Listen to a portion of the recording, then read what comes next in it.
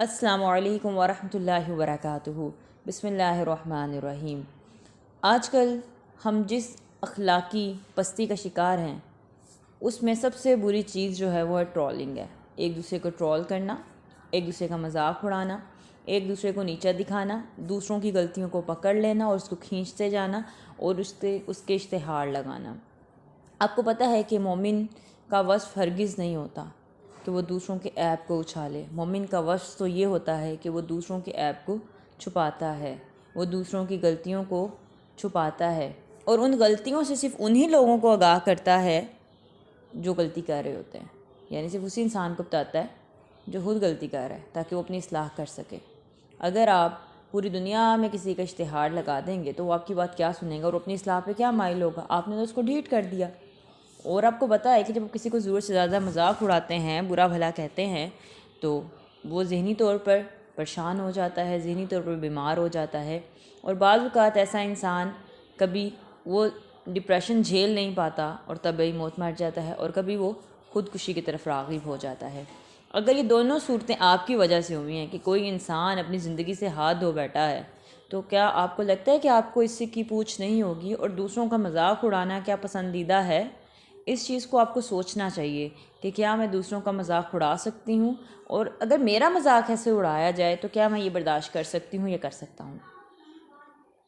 آپ کو پتہ ہے کہ سورہ الحجرات کے اندر آیت نمبر 12 میں جو آیت کا آغاز جو ہوتا ہے وہ اس سے ہوتا ہے، یا ایھا الذین آمنوا لا یسخر قوم من قوم عسى ان یکونوا خیرا منہم ولا نساء من نساء عسى ان یکن خیرا منہن۔ اے ایمان والو، مرد دوسرے مردوں کا مذاق نہ اڑائیں، ممکن ہے کہ یہ ان سے بہتر ہوں، اور نہ عورتیں عورتوں کا مذاق اڑائیں، ممکن ہے کہ یہ ان سے بہتر ہو۔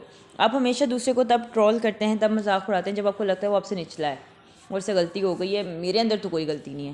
تو اللہ کہہ رہے ہیں ہو سکتا ہے کہ تم جس کا مذاق اڑا رہے ہو وہ تم سے بہت بہتر ہو، وہ درجے میں تم سے بہت اونچا ہو، تمہیں اس کا کوئی برا عمل تو سامنے نظر آ گیا مگر بظاہر اس کے پردے کے پیچھے جو اس کی ایک اخلاقی وصف تھا یا اس کی کچھ خوبیاں تھیں جو صرف اللہ جاننے والا ہے، جو اس کو تم سے ممتاز کرتی ہیں، تم مذاق اڑا رہے ہو اور تم اپنا درجہ گرا رہے ہو، تم اپنے لیول کو کم کر رہے ہو۔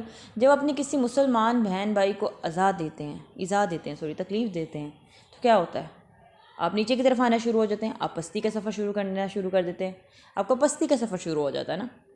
وہ جو نیکیاں تھیں، جو آپ کے درجے تھے، وہ آپ خود ہی گرا رہے ہیں کیونکہ آپ دوسروں کی عیب جوئی کر رہے ہیں۔ جب آپ کی زبان دوسروں کی عیب جوئی میں مصروف ہو گئی، وہ اچھے کاموں سے رک گئی، اس نے دوسروں کی دل آزاریاں کی، اس نے دوسروں کو تکلیف دی، تو کیا ہوا؟ اس کی نیکیوں کا خانہ خالی ہونا شروع ہو گیا۔ اور اگر آپ کسی پہ جھوٹی بات لگا دیتے ہیں، تہمت لگا دیتے ہیں، تو آپ کو لگتا ہے اس کی معافی ہے؟ تہمت لگانے والا مومن عورتوں کے اوپر کیا آتا ہے کہ دنیا اور آخرت میں لعنت ہے، سنگین عذاب ہے اس کے لیے۔ اور آپ کو پتہ ہے کہ اگر آپ کسی پہ تہمت لگاتے ہیں اور آپ اس کو ثابت نہیں کر سکتے تو پھر 80 کروڑوں کی سزا بھی ہے، اس بندے کی گواہی نہیں لینی۔ اس قدر اسلام ہمیں بتاتا ہے کہ دوسروں کا مذاق نہیں اڑانا۔ ہم دوسروں کی غلطی دیکھتے ہیں، فوراً سے ہم ٹرول کرنا شروع کر دیتے ہیں، میمز بنانا شروع کر دیتے ہیں۔ آپ سوچیں، کیا پہلے آپ تو یہ بتائیں کہ دین میں اجازت ہے آپ کو مذاق کی؟ اور ہمیں تو یہ منع کیا گیا کہ تم نے جھوٹ میں بھی مذاقیہ بات نہیں کہنی کسی کو، وہ بھی تمہارا جھوٹ لکھا جائے گا۔ تو آج ہم کس طرف جا رہے ہیں؟ زیادہ ہنسنے سے انسان کا دل مردہ ہو جاتا ہے، اس میں کوئی شک نہیں ہے۔ کیوں؟ کیونکہ ہر وقت اگر آپ لغویات میں لگے رہیں گے، فضول کاموں میں لگے رہیں گے، ہنسنا منع نہیں ہے، مسکرانا سنت ہے، مگر اچھے طریقے سے مسکرائیں۔ مگر فضولیات میں پڑے رہیں گے تو آپ کا مسکرانا آپ کے دل کو تکلیف دے گا، آپ کے دل کو سیاہ کرے گا، اور سیاہی کبھی بھی آپ کو نیکی کی راہ کی طرف نہیں جانے دے گی۔ آپ کو پتہ ہے آپ صلی اللہ علیہ وسلم نے حجۃ الوداع کے موقع پر منع میں کیا فرمایا تھا کہ تم جانتے ہو یہ کون سا دن ہے؟ صحابہ بولے اللہ اور اس کے رسول کو زیادہ علم ہے۔ فرمایا یہ حرمت والا دن ہے۔ پھر فرمایا تم جانتے ہو یہ کون سا شہر ہے؟ صحابہ بولے اللہ اور اس کا رسول زیادہ علم والا ہے۔ فرمایا یہ حرمت والا شہر ہے۔ پھر فرمایا تم جانتے ہو یہ کون سا مہینہ ہے؟ صحابہ بولے اللہ اور اس کے رسول کو زیادہ علم ہے۔ فرمایا یہی حرمت والا مہینہ ہے۔ دیکھیں، حرمت والا دن ہے، حرمت والا شہر ہے، حرمت والا مہینہ ہے۔ پھر فرمایا بلا شبہ اللہ نے تم پر تمہارا ایک دوسرے کا خون، مال اور عزت اس طرح حرام کیا ہے جیسے اس دن کو اس نے تمہارے اس مہینہ میں اور تمہارے اس شہر میں حرمت والا بنایا ہے۔ یعنی ایک مومن کے اوپر دوسرے مسلمان کی خون اور مال کی عزت کا بہت احترام ہے، وہ اس کو تکلیف نہیں دے سکتا، تنگی نہیں دے سکتا، اس کو محافظ ہونا چاہیے، اپنے بہن کے کردار، عزت، بھائی کے کردار اور عزت کی حفاظت کرنے والا، ان کو بچانے والا، ان کو تنہائی میں سمجھانے والا، ان کی غلطیوں کو چھپانے والا۔ بعض اوقات اگر کوئی مسئلہ ہوتا ہے، کوئی مجبوری ہوتی ہے کہ کسی کا عیب بیان کرنا پڑتا ہے، کسی کے رشتے کی کوئی بات ہوتی ہے، کوئی کسی کے ساتھ دھوکہ دہی کرنے لگتا ہے، تو یہ معاملات سمجھ آتے ہیں۔ مگر اگر آپ ہر بات پہ دوسروں کے جان کے اخلاقی برائیاں دیکھتے رہیں، آپ اس کو بار بار دیکھتے رہیں، دوسروں کو بتاتے رہیں، آپ کو اس کام سے کیا لینا دینا؟ اگر کوئی غلطی کر رہا ہے، آپ کا اس کام سے کیا لینا دینا؟ اور اس کا نقصان آپ کو کیا ہو رہا ہے؟ اگر آپ اس کے اتنے خیر خواہ تھے تو آپ اس کو کیلے میں سمجھاتے۔ اگر آپ کسی کا مذاق اڑائیں گے تو کیا کریں گے؟ آپ اس کو نیچے کرتے جائیں گے، آپ اس کو ذہنی طور پہ اذیت دیتی جائیں گے۔ اور آپ کو کیا لگتا ہے کہ مسلمان بہن بھائیوں کو اذیت دینا معاف ہے؟ وہ جو حدیث میں سب سے اہم چیز، اس حدیث کو ہم سمجھتے نہیں ہیں کہ مسلمان کون ہے، مومن کون ہے؟ جس کے زبان اور ہاتھ سے اس کا بھائی محفوظ ہے، زبان سے اور ہاتھ سے۔ ہاتھ سے تو چلیں ہم محفوظ رکھ ہی لیتے ہیں، کچھ لوگ وہ بھی نہیں رکھتے، ویسے ہاتھ سے محفوظ تو ہم کر ہی لیتے ہیں کچھ نہ کچھ کر کے، کہ ہاتھ نہیں اٹھاتے، مارتے نہیں۔ مگر یہ جو زبان کی اذیت ہم دیتے ہیں، کبھی کسی پہ جھوٹ بول کے، تہمت لگا کے، مذاق اڑا کے، دوسروں کو جو ذہنی اذیت ہم اپنی زبان سے دے رہے ہیں، آپ مجھے ایک بات بتائیں، آپ مسلمان ہوئے پھر؟ اگر آپ کی زبان سے دوسرا مسلمان دکھ رہا ہے، اس کو تکلیف مل رہی ہے، وہ آپ بعض اوقات ہم محفل میں بیٹھ کے دوسروں کے فوراً سے اس کا سب سے ویک پوائنٹ ڈسکس کر دیتے ہیں، مذاق میں کہتے ہیں، پھر ہم کہتے ہیں ہم تو مذاق کر رہے ہیں۔ آپ کا ویک پوائنٹ کوئی ڈسکس کرے تو آپ کو کیسا لگے گا؟ آپ سے کوئی غلطی ہوئی، وہ کوئی ڈسکس کرے تو آپ کو کیسا لگے گا؟ چاہے وہ کوئی سیاست دان ہو، چاہے وہ کوئی اسکالر ہو، چاہے وہ کوئی موٹیویشنل اسپیکر ہو، کوئی بھی ہو، آپ کے پاس وہ حق ہے کہ آپ دوسروں کی زندگیوں پہ تنقید کر سکیں، آپ دوسروں کو انسلٹ کر سکیں، دوسروں کی غلطیاں اچھال سکیں۔ آپ کی زندگی میں بہت سارے معاملات آپ غلط کرتے ہیں، آپ کی زندگی میں آپ بہت ساری چیزوں کو غلط طور پہ پیش کر دیتے ہیں، بعض اوقات آپ کو بعد میں احساس ہو جاتا ہے، آپ اصلاح کر لیتے ہیں۔ ایسے دوسروں سے بھی ڈیسیجن میکنگ میں غلطی ہو سکتی ہے، دوسروں کو بھی سمجھنے میں غلطی ہو سکتی ہے، بعض اوقات کسی انسان کی اتنی قوت نہیں رہتی، مگر جب آپ دوسروں کی قوت کو کم کرنا شروع کر دیں گے اسٹرولنگ سسٹم کے ذریعے، تو کیا ملے گا آپ کو؟ دوسروں کو ڈیگریڈ کر کے، ان کو ذہنی اذیت دے کے، ان کے گھر والوں کو ڈسٹرب کریں، کیونکہ اسٹرولنگ کی وجہ سے لوگوں کے گھر والے بھی ڈسٹرب ہوتے ہیں، ان میمز کی وجہ سے لوگوں کے گھر والے، ان کے بچے۔ آپ کیا کر رہے ہیں؟ آپ ظلم نہیں کر رہے، یہ بہت بڑا ظلم ہے، ظلم کبیرہ ہے کہ آپ لوگوں کے گھر میں گھس رہے ہیں۔ اور آپ کو پتہ ہے کہ کیا کہا، جو ٹول لگائے، جس نے آنکھ، آپ کو واقعہ یاد ہوگا کہ جس شخص نے رسول اللہ صلی اللہ علیہ وسلم کے گھر میں جھانکنے کی کوشش کی تھی، تو آپ نے کہا تھا کہ میں اس کی آنکھ پھوڑ دیتا۔ تو آپ جو دوسروں کے گھر میں گھس رہے ہیں، کیا اس کی معافی آپ کو مل جائے گی؟ ایک دوسرے کی غلطیاں نکالنے سے ہمیں منع کیا گیا۔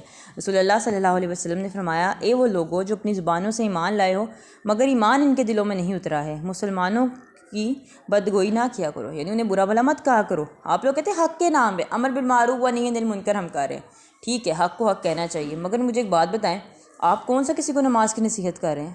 آپ کون سے کسی کو یہ بتا رہے ہیں کہ بے حیائی غلط ہے؟ یہ ساری چیزیں تو نہیں آپ کر رہے، آپ اپنے مفاد کے، اپنے مزے کے لیے ٹرولنگ کر رہے ہیں۔ اس کو امر بالمعروف و نہی عن المنکر نہیں کہتے، اور یہ کوئی طریقہ نہیں ہے دعوت تبلیغ کا، دوسروں کا مذاق اڑا کے۔ دوسروں کو تو بڑے پیار سے، احسن طریقے سے بلایا جاتا ہے، حکمت کے ساتھ۔ اور آگے حدیث میں آتا ہے کہ مسلمانوں کی بدگوئی نہ کیا کرو اور نہ ان کے عیبوں کے در پہ ہوا کرو، بلا شبہ جو ان کے عیبوں کے در پہ ہوگا، اللہ بھی اس کے عیبوں کے در پہ ہوگا، اور اللہ جس کے عیبوں کے در پہ ہو گیا تو اس کے گھر کے اندر اسے رسوا کر دے گا۔ تو تم کسی مسلمان بہن بھائی کے عیب کے پیچھے جاؤ گے تو اللہ تمہارے عیب کے پیچھے آئیں گے، اور آپ کسی کا کوئی نقصان نہیں کر سکتے، مگر اللہ آپ کو رسوا کر دیں گے۔ تو سوچیں، کسی کا عیب اچھالنے لگتے ہیں نا، آپ کی غلطی سامنے آ جائے گی۔ اپنی غلطیاں سوچ لیا کریں کہ وہ غلطی جو کبھی تنہائی میں ہوگی، وہ معاملہ جو آپ چھپانا چاہتے ہیں وہ ظاہر ہو گیا، جو آپ کو اور اللہ کے بیچ ہے، تو کیا ہوگا آپ کا؟ تو اگر آپ چاہتے ہیں نا آپ رسوا نہ ہو، تو آپ دوسروں کو رسوا نہ کریں۔ اس کے بعد امام شافعی نے اپنی شاعری میں ایک دفعہ بیان فرمایا تھا، مجھے نصیحت اس وقت کرو جب میں اکیلا ہوتا ہوں، اور مجھے اس وقت نصیحت نہ کرو جب میں لوگوں کے درمیان ہوتا ہوں، کیونکہ نصیحت جب لوگوں کے سامنے کی جاتی ہے، تنقید برا بھلا کہنے کے زمرے میں آتی ہے۔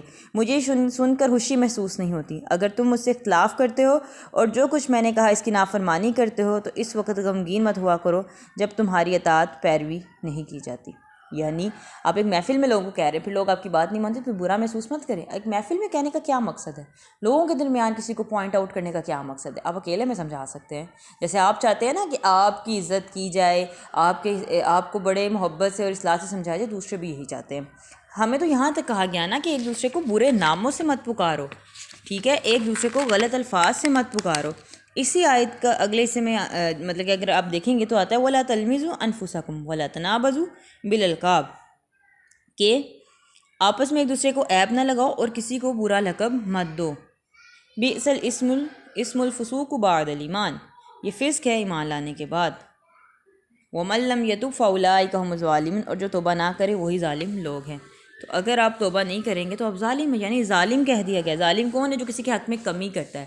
تو اگر آپ نے اپنے مسلمان بہن بھائی کی عزت کی حفاظت نہیں کی، اس کی عزت کا خیال نہیں کیا، تو آپ ظالم ہیں، کیونکہ آپ نے ان کے حق میں کمی کی۔ اہل حدیث سے پتہ چلتا ہے کہ اہل جہنم میں 5 طرح کے لوگ ہیں۔ ان میں سے ایک وہ بھی ہوگا جو لوگوں کو برا بھلا کہنے کا عادی ہو اور بد زبانی کرتا ہو۔ تو لوگوں کو برا بھلا کہنا اگر آپ کا کام ہے، ہر وقت آپ دوسروں کو غلط کہہ رہے ہیں، ہر وقت آپ دوسروں کو برا کہہ رہے ہیں، تو مجھے ایک بات بتائیں، آپ ہی خود ہی اہل جہنم میں شامل کر رہے ہیں۔ امید ہے آپ اس چیز کو سمجھ گئے ہوں گے کہ دوسروں کو مذاق نہیں اڑانا، دوسروں کی زندگیوں کو تنگ نہیں کرنا، دوسروں کے مسائل کو نہیں بڑھانا، کیونکہ پھر آپ کے وہ پلٹ کر چیزیں آپ کی طرف آئیں گی آج یا کل۔ تو اگر آپ اپنے لیے چیزیں پسند کرتے ہیں تو کر لیں، کیونکہ دوسرا تو بچ جائے گا۔ آپ اپنا سوچیں، کیونکہ آپ نے کسی کو تکلیف دی تھی، تو کیا آپ پھر مومن ہوئے؟ السلام علیکم ورحمۃ اللہ وبرکاتہ۔